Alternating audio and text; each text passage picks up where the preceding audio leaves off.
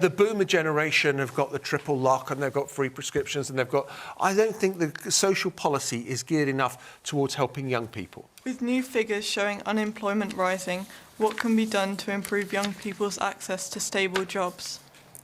So the latest unemployment rate for 16 to 24-year-olds is 16.1%. That's the highest level in more than 10 years.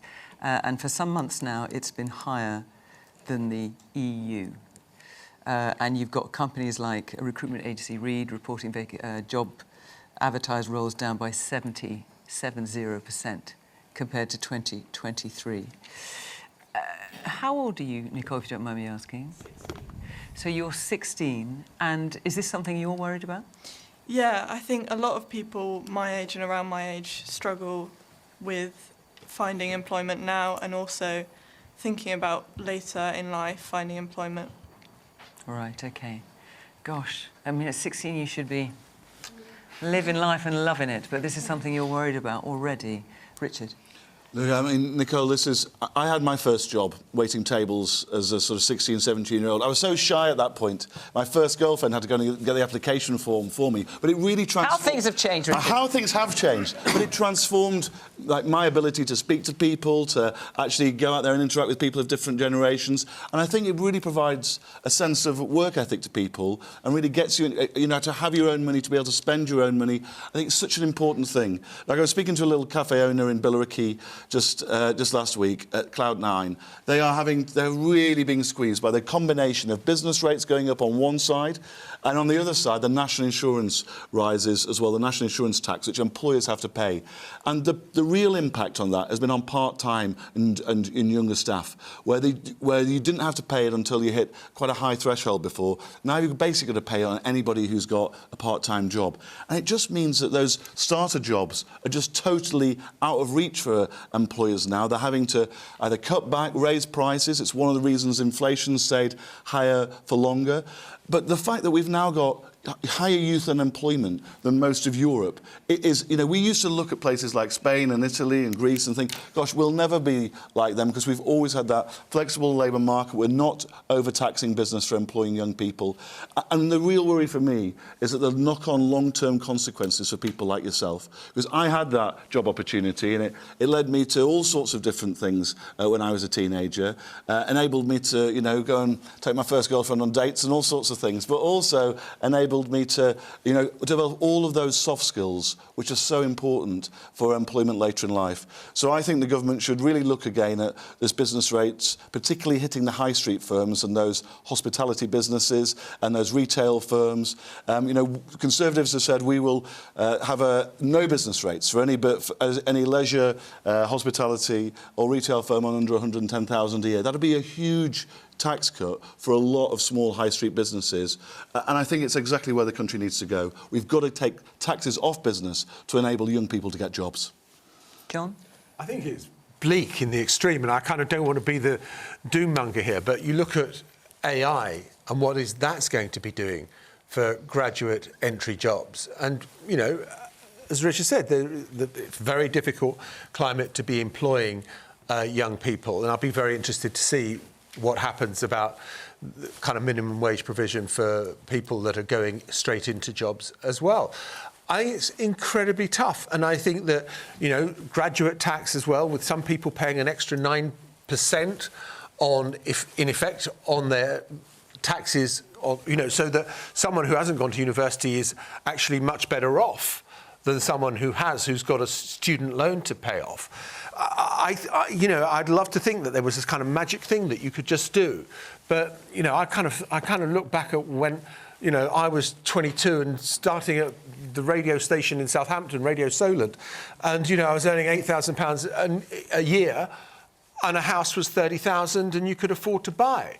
And I think this problem of affordability for young people now is terribly difficult. And I think the scales in our system, our fiscal system, are way too much balanced, can I say, old farts like me, where the boomer generation have got the triple lock and they've got free prescriptions and they've got... I don't think the social policy is geared enough towards helping young people. Okay. Man in the white T-shirt, yeah. Understanding as well about how minimum wage, although it is trying to be rise to the same age as people, companies won't hire people my age due to the fact that they're not experienced. They will go for older people. How old are you? I'm 19. Right. So there's businesses would not choose to hire people my age. They choose more experience, which will then make us and unemployment go up as it is seen. Okay, and there's a woman in a black top over there. We've spoken quite a lot about different demographics, but one demographic I don't think we've covered is the general working population with sort of your average jobs and average salaries. We've got mortgage rates that are going up this year because of the interest rates. The lifting of the two-child benefit cap, personally for me, is something that I didn't want to see. I work hard, my husband works hard. We have one child. Would we have liked more? Yes, but we made a decision not to because financially we couldn't afford it. And yet to see workers then have the high rate tax fixed as well, it just seems that at the moment the workers are getting squashed and squashed and squashed when we're trying to do the right thing, and it's just not working for us. Okay, yes. And the woman in the green sleeveless top there. Yeah. Given the number of graduates that are unemployed, would it not be better, rather than encourage them to take out huge student loans that never get repaid, to put incentives into employees to bring back the old-fashioned apprenticeship system? Okay, and I'll just quickly hear from the woman next to you. I just feel like we've sat and watched policies over sort of 20-odd years, really, where we've reduced support for sort of health visitors, for children's centres. We've now seen more and more children and young people with mental health issues. There's no youth clubs. And it feels like we've just done a sort of a whole blanket policies of trying to do the worst we can for our children and young people. And I just can't understand where we've got to. So, Heidi, Nicole, at the grand old age of 16, is worrying about how she's going to find a stable job in the future. And what you're looking at is the graduate sort of jobs crisis. Some of them are describing it as. What can be done to improve the situation? So I totally understand where you're coming from, and I was thinking back to my first job, actually, when I left university, and I did for a temporary period of time. I worked in a call centre, and of course some of those jobs where people are phoning up businesses now aren't actually getting to speak to a human being. You find a chatbot, it drives some people absolutely mad, doesn't it, that experience? And so the world of work is definitely changing, and I understand why it's so important that the government commits to giving decent employment opportunities to young people.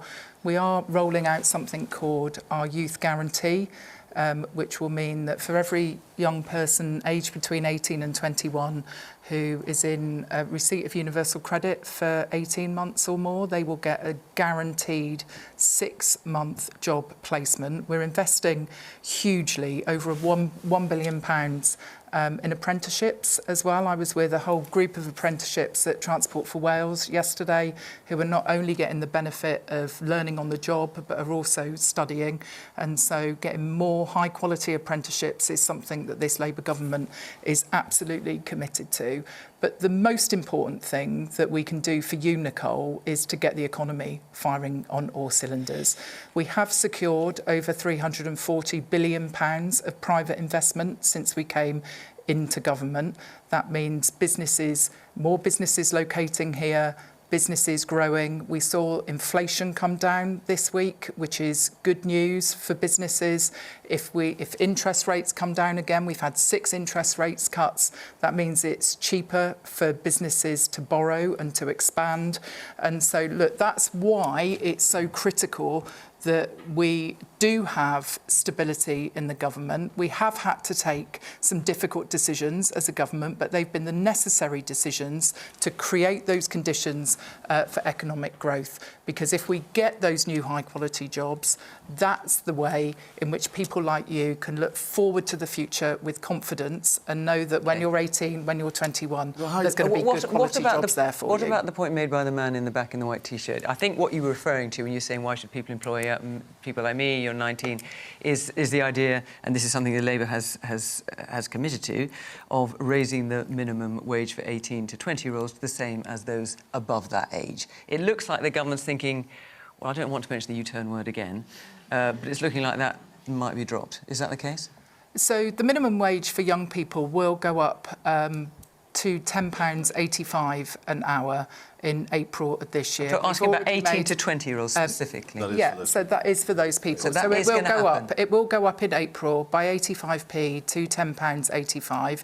That is still less than what the national minimum wage is. Since we came into government, we did promise to significantly increase the national minimum wage because we know that the cost of living pressures that people are experiencing are real at the moment. It's causing real pressure on household budgets.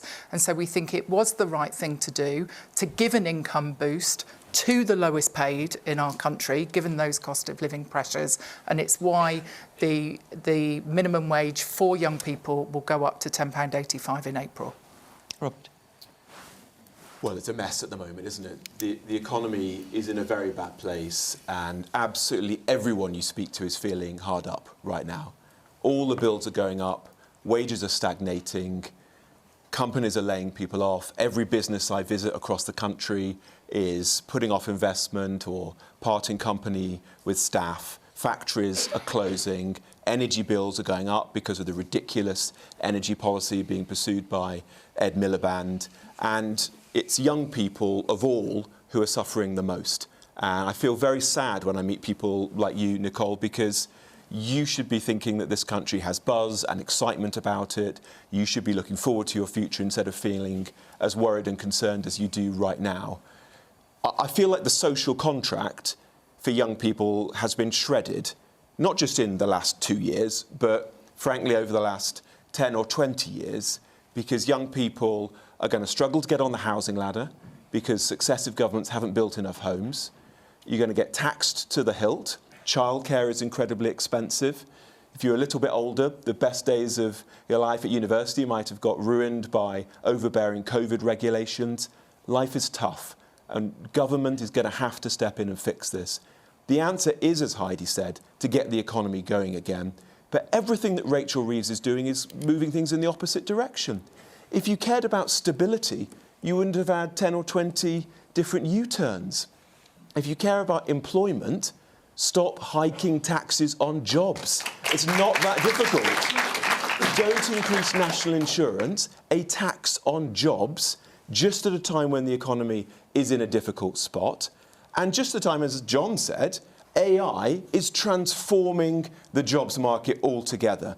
So it means that you're in this terrible situation where jobs in, say, the hospitality industry, you're being priced out because the pubs and the cafes and restaurants are closing or just can't afford to take people on.